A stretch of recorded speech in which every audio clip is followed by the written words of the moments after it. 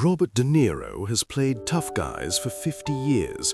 Gangsters, boxers, hitmen, the most intimidating characters in cinema history. He's built a legacy on portraying violence, on being the man you don't cross, on embodying danger through a screen. Until February 2024, when he sat across from Conor McGregor on The Late Show and made the mistake of lecturing him about real violence versus movie violence, about responsibility, about the difference between acting tough and being tough. What Conor said in response, calm, surgical, and absolutely devastating, made Robert De Niro, the greatest actor of his generation, sit in complete silence for 18 seconds before the host had to intervene because the audience didn't know whether to laugh or gasp. This is what happened when Hollywood's idea of toughness met someone who actually lives it, live on American television in front of 5 million viewers. To understand why this moment broke the internet, you need to know 3 things. First, Robert De Niro, 80 years old, is American cinema royalty. 2 Oscars, 8 nominations, films that defined generations: Taxi Driver, Raging Bull, Goodfellas, The Godfather Part 2. He's portrayed violence more convincingly than almost any actor in history. But in recent years, he's become increasingly political, increasingly vocal about social issues, increasingly willing to use his platform to lecture others about responsibility and morality. Second, Conor McGregor had been invited onto The Late Show with Stephen Colbert to promote his latest business venture and discuss his upcoming fights. The producers knew De Niro, a frequent guest, was also scheduled that evening. They seated them together for a segment discussing masculinity in modern culture, thinking it would be an interesting generational conversation. They had no idea what they were setting up. Third, De Niro had recently given interviews criticizing the glorification of violence in sports, specifically mentioning combat sports and MMA as barbaric and sending the wrong message to young men. He hadn't named Conor directly, but everyone knew the subtext, and now, on live television, they were sitting 3 feet apart. Stephen Colbert, experienced enough to sense danger, opened the segment carefully, but 22 minutes in, it exploded. The first 20 minutes had been surprisingly pleasant. Colbert asked about their respective careers, about pressure, about legacy. De Niro spoke eloquently about his craft, about the responsibility of artists, about using his platform for social good. Conor listened respectfully, asked thoughtful questions about method acting, about preparation for roles. The audience was engaged, the conversation flowing naturally. De Niro seemed to be enjoying himself, in his element, the elder statesman sharing wisdom. But then Colbert, either courageously or recklessly, depending on your perspective, shifted the topic. Bob, you've spoken recently about violence in entertainment and sports. With Conor here, someone who actually engages in sanctioned combat for a living, I'm curious about your thoughts on the distinction between performed violence and real violence. The studio audience leaned forward. Conor's posture didn't change, but his eyes sharpened.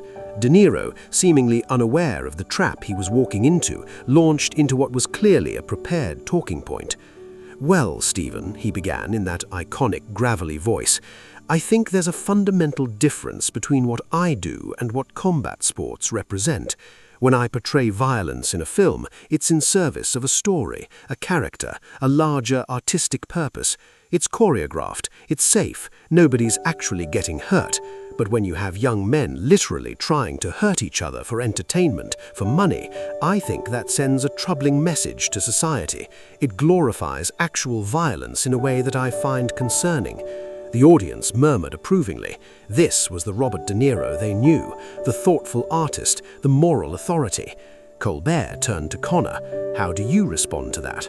Conor smiled slightly, the smile that people who knew him recognized as a warning sign. "I respond by asking Bob a simple question." De Niro looked at him, still confident, still in control. "Ask away." "How many people," Conor said, his Dublin accent clear and measured, "have you shot in your movies?" De Niro blinked, clearly not expecting that question.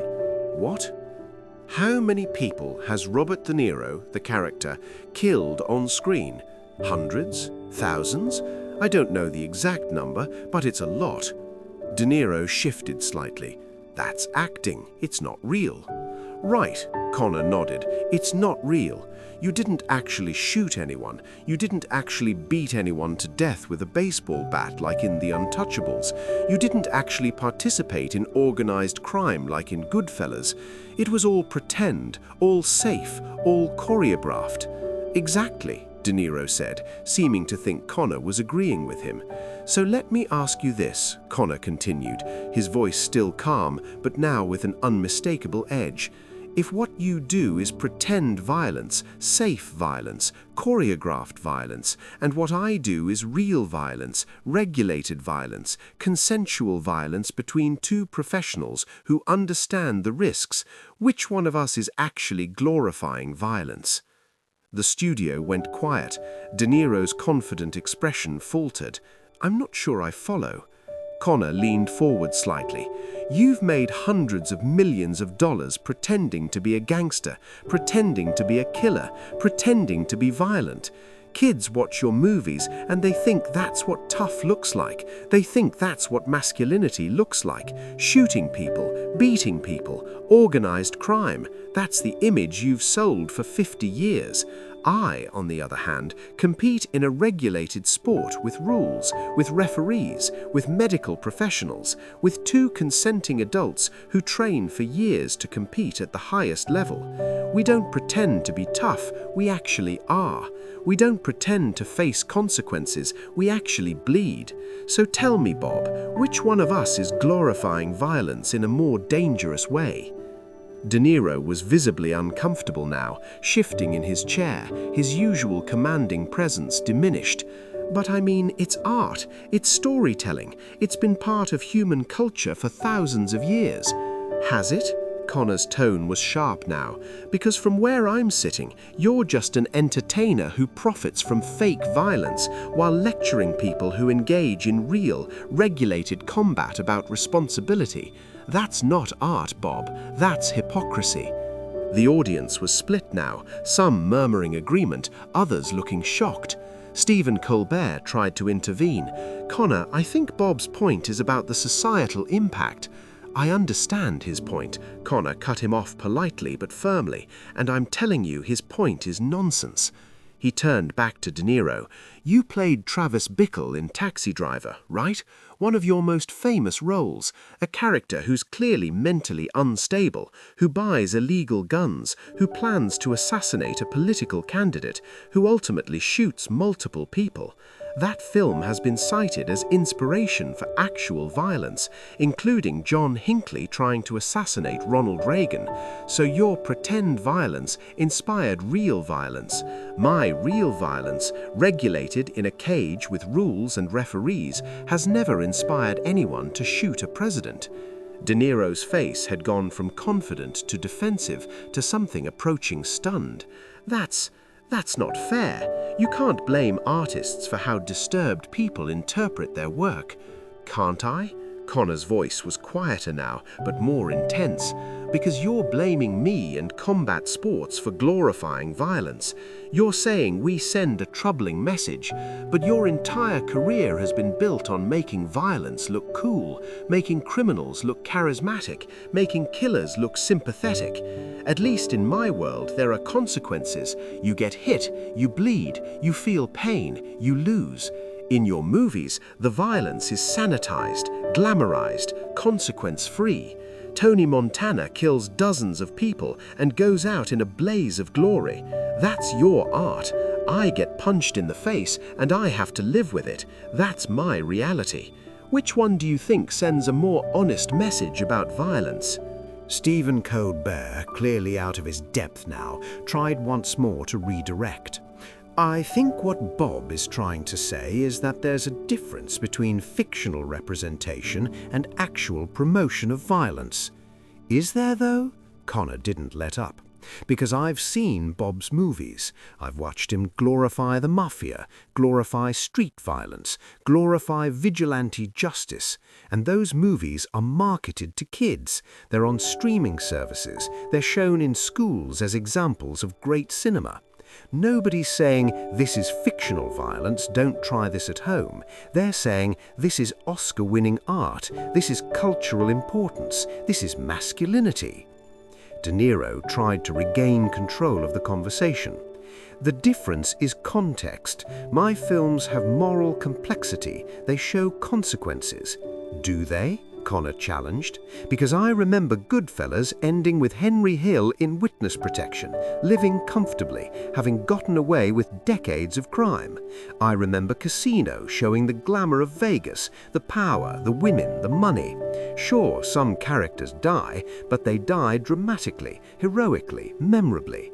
That's not showing consequences, that's making violence look appealing. The audience was completely silent now, watching what had become less a conversation and more a dismantling. In my sport, Conor continued, when you lose, everyone sees it. There's no editing, no second take, no director yelling cut. You fail in front of the world and you have to live with it. You get knocked out, that video lives forever. You tap out, people question your heart forever. Those are real consequences. Your consequences are box office numbers and award nominations. You make millions whether the character lives or dies because you go home to your mansion either way. So don't lecture me about glorifying violence when you've built a fortune on making it entertaining. De Niro sat silent, his hands gripped on the armrests of his chair, clearly struggling with how to respond. The confident elder statesman was gone, replaced by someone who'd just had his entire career framework challenged. Stephen Colbert, perhaps sensing this had gone too far, or perhaps recognizing it was too compelling to stop, asked De Niro directly, "Bob, how do you respond to that?" De Niro took a long breath, and when he spoke, his voice had lost its earlier certainty. I think Conor makes some valid points that I haven't fully considered." The audience stirred. This was not the response anyone expected. "Go on," Colbert prompted gently. De Niro looked at Conor, then at the audience, then back at Conor. "I've spent my career justifying screen violence as art, as storytelling, as commentary, and I've been critical of real violence in sports because I thought it was more harmful, more direct. But you're right that there's a hypocrisy there. I've profited enormously from depicting violence in ways that make it appealing, that make it cool, that make it part of popular culture.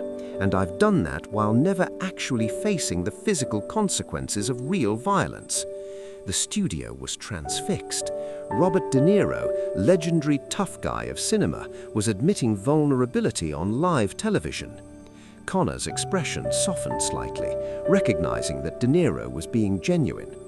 "I'm not saying your work isn't valuable, Bob," Conor said, his tone less aggressive now. "I've watched your films. You're brilliant at what you do. But don't mistake playing tough for being tough, and don't judge people who actually engage in combat while you've spent 50 years pretending to do so." De Niro nodded slowly. "You're right, and I apologize for that. I spoke from a place of, I don't know, maybe moral superiority that I hadn't earned." The audience was stunned. An apology from Robert De Niro, unprompted, genuine, on live television. "You know what the irony is," Conor said, and there was almost warmth in his voice now. "The violence in your films is far more brutal than anything that happens in MMA. You've depicted torture, execution, sadistic killings, but it's accepted as art because it's not real. What I do is real, but it's regulated, consensual, sportsmanlike. We shake hands before and after. We respect each other. There's honor in it. Your movie characters don't have honor. They have scriptwriters who make their violence meaningful to a plot. We have genuine courage." What happened next was something nobody expected. De Niro, instead of becoming defensive or shutting down, engaged genuinely. "Can I ask you something?" he said to Conor. "Of course. Do you think there's any value in what I do, in depicting violence through fiction?" "Absolutely," Conor said immediately. "Art holds a mirror to society. Your films show the consequences of violence. the psychology of violent people, the systems that create violence. That's valuable. But it's different from what I do. We're not comparable, and neither of us should judge the other without understanding the difference." De Niro smiled slightly, the first genuine smile since the conversation had turned. "You're a lot more thoughtful than I gave you credit for, and you're a lot less sure of yourself than your tough guy image suggests," Conor replied, but not unkindly. "I think we're both performing versions of ourselves.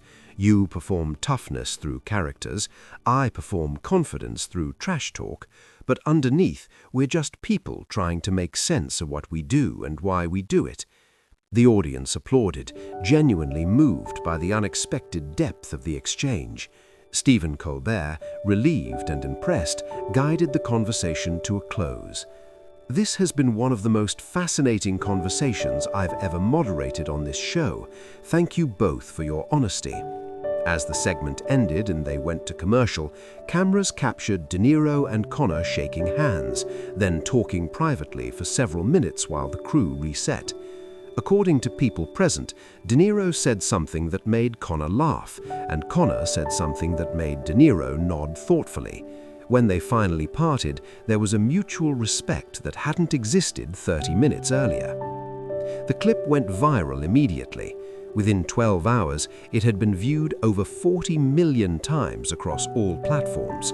De Niro versus McGregor trended #1 globally on Twitter. Film websites, sports blogs, cultural commentary sites, everyone weighed in. The Atlantic published a piece titled "When Hollywood Tough Guys Meet Real Ones, the De Niro-McGregor Exchange." The New York Times ran an op-ed about the hypocrisy of condemning real violence while profiting from fictional violence. Joe Rogan dedicated an entire podcast episode to analyzing the confrontation, calling it one of the most significant cultural moments I've seen in years. But the most interesting responses came from other actors and athletes. Several action stars, including Sylvester Stallone and Dwayne Johnson, posted about the exchange, with Stallone writing, "Conor made a point that everyone in Hollywood needs to hear. We make violence entertaining for profit and then judge real combat sports. That's worth examining." MMA fighters and boxers shared the clip widely, many saying variations of, "Finally someone said it." The confrontation forced a broader cultural conversation about the difference between depicted violence and actual violence, about who has moral authority to criticize what, about the hypocrisy of consuming violent entertainment while condemning violent sports. De Niro himself didn't comment publicly for a week, but when he did, it was in a long-form interview with Variety. "I'm still processing that conversation," he said. "Conor challenged assumptions I've held for decades. I've always thought of my work as separate from real violence, as commentary rather than glorification. But he's right that the line is blurrier than I wanted to admit. I profit from making violence appealing, that's undeniable, and I've been judgmental of combat sports without fully understanding them or acknowledging my own complicity in violence as entertainment." What happened next was something nobody expected. De Niro, instead of becoming defensive or shutting down, engaged genuinely. "Can I ask you something?" he said to Conor. "Of course. Do you think there's any value in what I do, in depicting violence through fiction?" "Absolutely," Conor said immediately. "Art holds a mirror to society. Your films show the consequences of violence, the psychology of violent people, the systems that create violence. That's valuable. But it's different from what I do. We're not comparable, and neither of us should judge the other without understanding the difference." De Niro smiled slightly, the first genuine smile since the conversation had turned. "You're a lot more thoughtful than I gave you credit for, and you're a lot less sure of yourself than your tough guy image suggests," Conor replied, but not unkindly. "I think we're both performing versions of ourselves. You perform toughness through characters, I perform confidence through trash talk, but underneath we're just people trying to make sense of what we do and why we do it." The audience applauded, genuinely moved by the unexpected depth of the exchange. Stephen Colbert, relieved and impressed, guided the conversation to a close. This has been one of the most fascinating conversations I've ever moderated on this show. Thank you both for your honesty. As the segment ended and they went to commercial, cameras captured De Niro and Conor shaking hands, then talking privately for several minutes while the crew reset. According to people present, De Niro said something that made Conor laugh, and Conor said something that made De Niro nod thoughtfully. When they finally parted, there was a mutual respect that hadn't existed 30 minutes earlier. The clip went viral immediately. Within 12 hours, it had been viewed over 40 million times across all platforms. De Niro versus McGregor trended #1 globally on Twitter. Film websites, sports blogs, cultural commentary sites, everyone weighed in. The Atlantic published a piece titled "When Hollywood Tough Guys Meet Real Ones, the De Niro-McGregor Exchange." The New York Times ran an op-ed about the hypocrisy of condemning real violence while profiting from fictional violence. Joe Rogan dedicated an entire podcast episode to analyzing the confrontation, calling it one of the most significant cultural moments I've seen in years. But the most interesting responses came from other actors and athletes. Several action stars, including Sylvester Stallone and Dwayne Johnson, posted about the exchange, with Stallone writing, "Conor made a point that everyone in Hollywood needs to hear. We make violence entertaining for profit and then judge real combat sports. That's worth examining." MMA fighters and boxers shared the clip widely, many saying variations of, "Finally someone said it." The confrontation forced a broader cultural conversation about the difference between depicted violence and actual violence, about who has moral authority to criticize what, about the hypocrisy of consuming violent entertainment while condemning violent sports. De Niro himself didn't comment publicly for a week, but when he did, it was in a long-form interview with Variety. "I'm still processing that conversation," he said. "Conor challenged assumptions I've held for decades. I've always thought of my work as separate from real violence, as commentary rather than glorification. But he's right that the line is blurrier than I wanted to admit. I profit from making violence appealing, that's undeniable, and I've been judgmental of combat sports without fully understanding them or acknowledging my own complicity in violence as entertainment."